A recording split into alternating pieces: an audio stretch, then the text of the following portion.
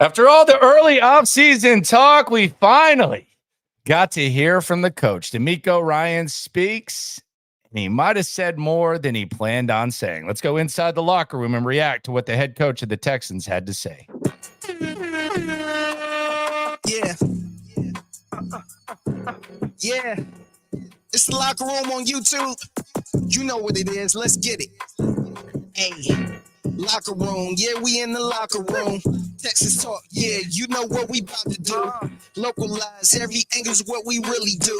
We the source, we the pulse of the city too. Offseason is upon us. Combine has begun. DeMeco Ryans has spoken, and free agency is inside 2 weeks away. It is the locker room, number one source for Texans daily digital content. I'm Landry Locker. You can hear me Monday through Friday, 10 to 2 Central, Sports Radio 610, and the Odyssey app. Be sure to subscribe, like, ride along, follow on YouTube, follow on Twitch during In the Loop on Sports Radio 610. And let's waste no time. We've talked a lot. We've heard each other talk. We've talked in the comments. Let's react to what DeMeco Ryans had to say when he met with the media types out there in Indianapolis. Here's the head coach of your Houston Texans.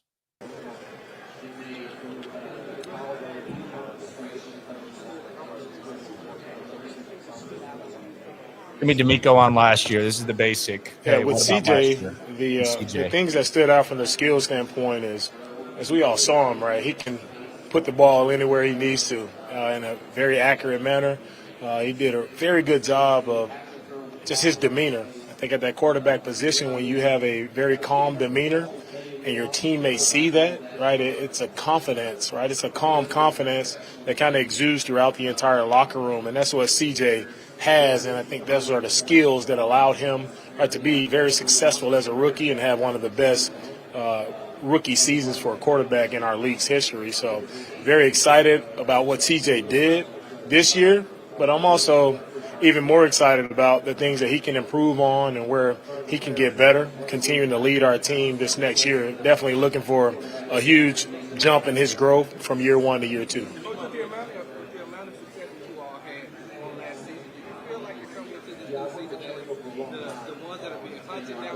Do you feel like you're the hunted instead of hunter? For me, every season you start over, right? Last year was last year. It was a good run for us. Didn't end the way we wanted it to end, but it was a good run for the 2023 Texans. Now, for me, it's a clean slate. We start over 2024. Now, who are we going to be, right? And we have a lot of great matchups versus a lot of great teams this year, and I'm excited to, first off, build our team, again, the proper way, of guys who are just looking to compete, guys who have that relentless mindset, guys who want to go out, play for each other, guys who want to hunt, guys who want to play with relentless effort and finish. Like, that's what I'm looking to build as we start this offseason. And I don't necessarily think I get the question about, hunter versus hunted, all that type of stuff. I don't believe that, the AFC South, like, all eyes are on the Texans. I think if we look at like what people are saying, I think there's going to be a group of people that are going to pick the Jags, and hell, the Jags were a game away from winning it. They were one loss away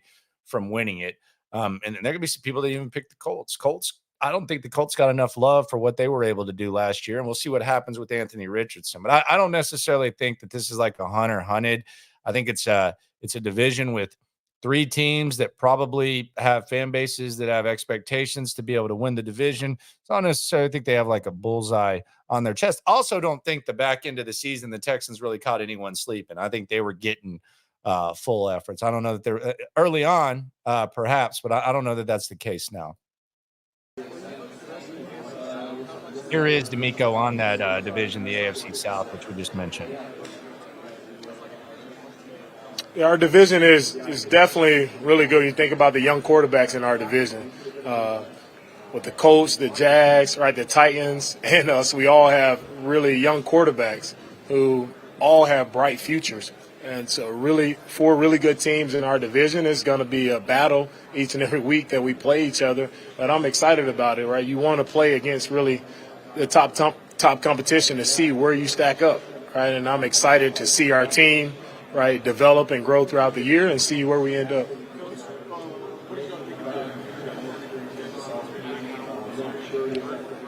This is where we get good right here.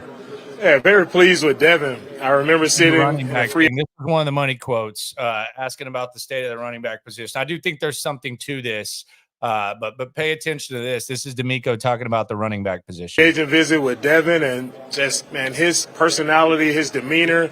It was a guy I knew I wanted to work with right away. Right, Devin is made of the right stuff. He's a hard worker. He's a leader. He shows up every day in practice with a great attitude, and the guys around him feed off of that. Right, so Devin was a great guy. We'll see what happens in free agency, but would love to have Devin back just because of what he brought to our team. He was definitely a bright spot for us in the running back room. And I 100% agree with that. I would love to bring back Devin Singletary, and I don't think it's as simple as, you know, Devin Singletary either starts here or he goes somewhere else. Because you look around the league and you look what Devin Singletary was originally brought here to do. He was brought here to be the backup running back, and fortunately for him, unfortunately for them, he was here. Fortunately for him, Damian Pierce, because his lack of fit in the system allowed Devin Singletary to be a very serviceable fill-in running back, maybe beyond serviceable. But unlike, you know, Jonathan Grenard, or Steven Nelson, or someone who could go test the market and perhaps get more than the Texans are willing to give, I don't see a situation. Maybe you can tell me the situation, but I don't see a situation. And that's why Buffalo moved on from him as well. I don't see a situation where Devin Singletary looks elsewhere, especially in this running back market. It's one of the deepest markets there is. Now, we'll hear him talk about Dalton Schultz in a sec, and it is not a deep tight end market. So, you know, there's kind of questions now. Should the Texans just franchise Dalton Schultz and not even risk it?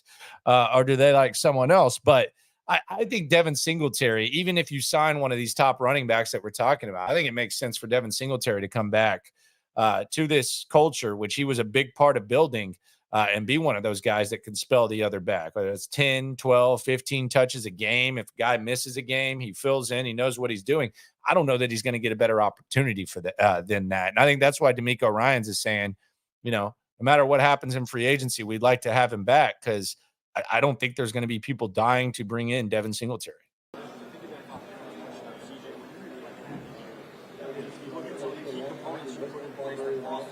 It's about Bobby Slowick keeping him around.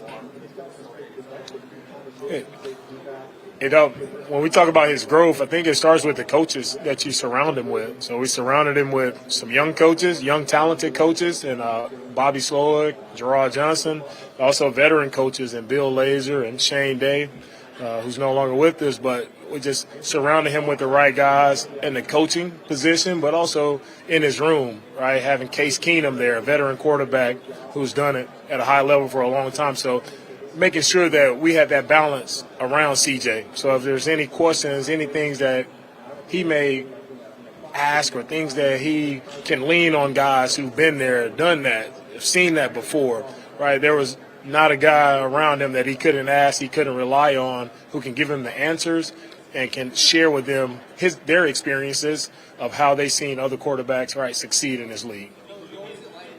This is going to be the state of the wide receiver position.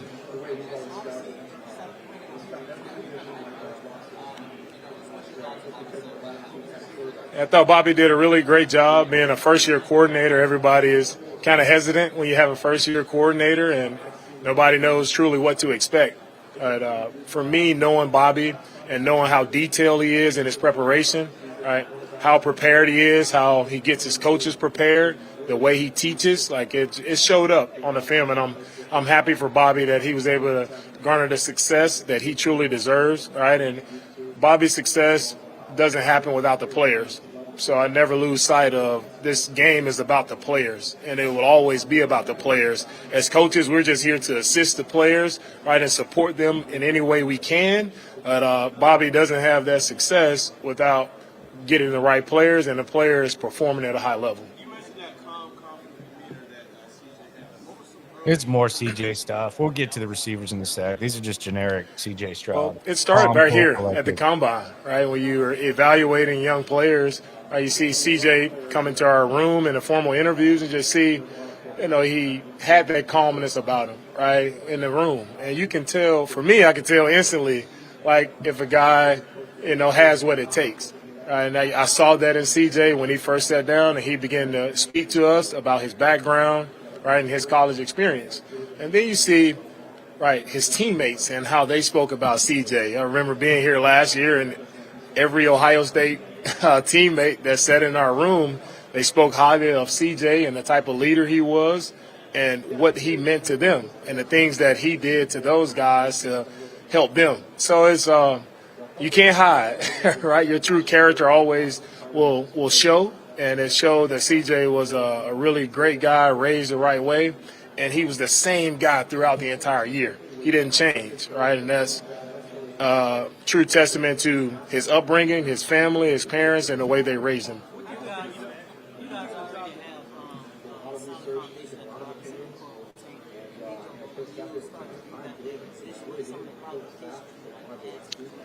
Yeah, with the receiver position, we're looking for guys who are separators, right? Who can separate, who can find a way to get open, right? And if you have that one redeeming quality that you can separate, right, that's what we're looking for. Especially that shows up on third down, right? How do you win third down? How do you stay on the field as an offense, right, and continue to produce and move the ball down the field? It's about third down, right, and being able to convert. And the way you convert is guys who are savvy enough to find a way to always get open. I don't feel as good about the wide receiver room as many do. I don't know whether these guys can stay healthy. I don't know whether there's going to be sophomore slumps. I need to see a little bit more. They've got to improve. And I think when you talk about separation, that's the Jets game. You heard DeMeco talk about the lack of separation. The Jets game was a prime example. I was right there. I was freezing my ass off in the stands. They've got to improve the wide receiver room. They've got to improve the depth. It's not going to get it done. It's unrealistic to think you're going to have Nico and Tank for the entire duration of a season. If you can, that would be nice. But they got to improve that. No matter how the hell they do it, they've got to do it. This is DeMeco on Steichen.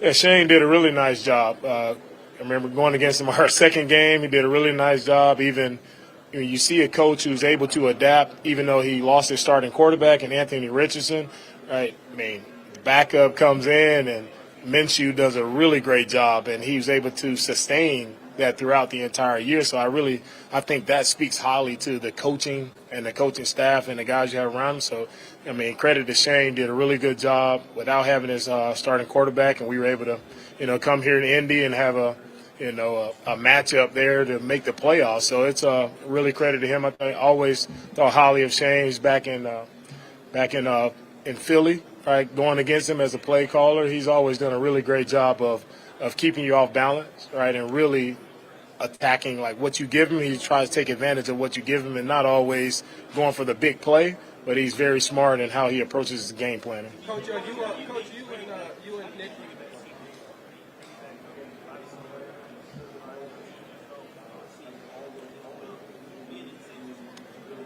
Well, bringing back Bobby and Gerard, I think it helps with the continuity of our offense, right? With a young quarterback, young players around them, you want to continue to build on what those guys did this year. So I'm happy to not go into a new season here and we have to worry about, right, installing a new offense, right, or learning new terminology. So now we can hit the ground running.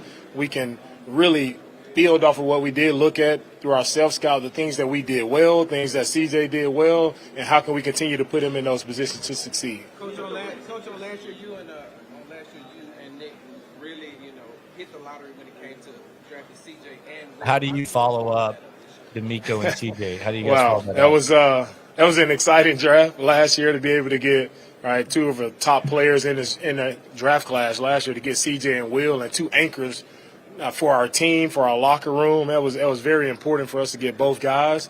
How do we follow that up this year? We continue to add guys who fit the Texans culture, and that's guys who are made of the right mindset, guys who have that relentless mindset, guys who are true competitors, guys who love football, guys who love pushing their teammates to be their best, guys who want to be the best at what they do, right? We add those type of players to our locker room. That's how we follow up a great draft last year. Here's the next money quote. This is Schultz.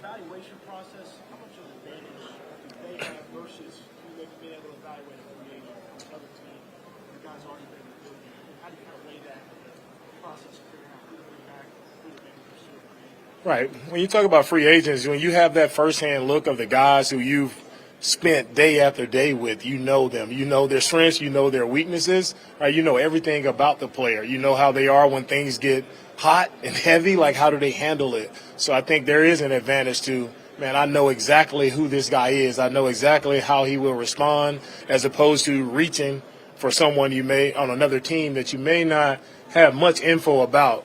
So there's a lot that goes into it. It's like while we're here at the Combine, we're trying to gather as much information on these players and their backgrounds as much as we can to identify who they are as a person, right? And in the free agency process, it kind of gets sped up, and sometimes you miss out on truly figuring out, man, who is this person that we're bringing into our building? So for me, it's always person over player, right? And bringing the right person in is of high importance to me.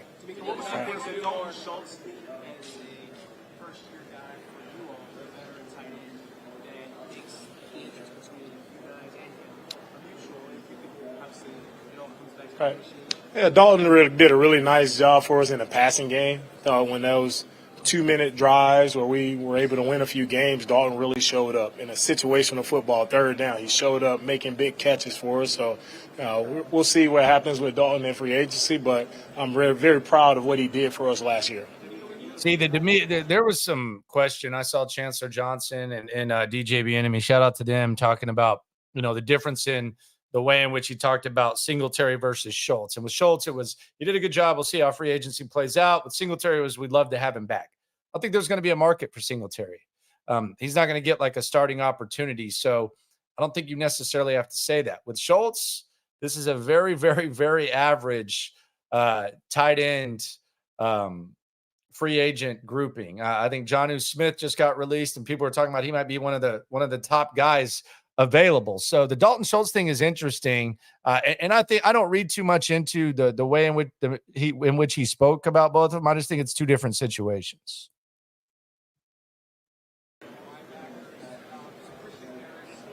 The Christian Harris question, I think it's from Cole Thompson.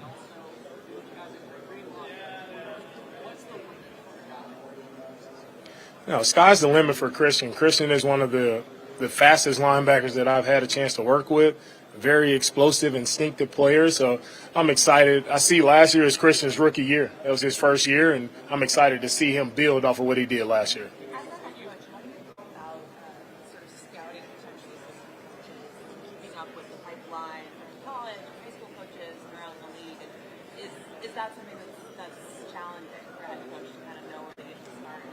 Yeah, it is. It's challenging to keep up with the coaches, but I think with me and how do you evaluate those coaches, you really rely on those people that they've been with, right? Coaches that they've been around and guys they have experience with, and you just want to learn how they are as workers, like how dedicated are those guys to perfecting their craft, right? Are they guys who have no ego and they're willing to do whatever it takes to just help the team? And I think that's how you truly define, right, good young assistant coaches. I tell coaches all the time, are you the best at what you do? Or are you looking to pursue something else, right, inside of doing the best job that you have, right? If you're coaching the tight ends, are you the best tight end coach? Are you a QC? Are you the best at breaking down information or getting the information to the coaches? Just be faithful over a few things and you'll get blessed with more.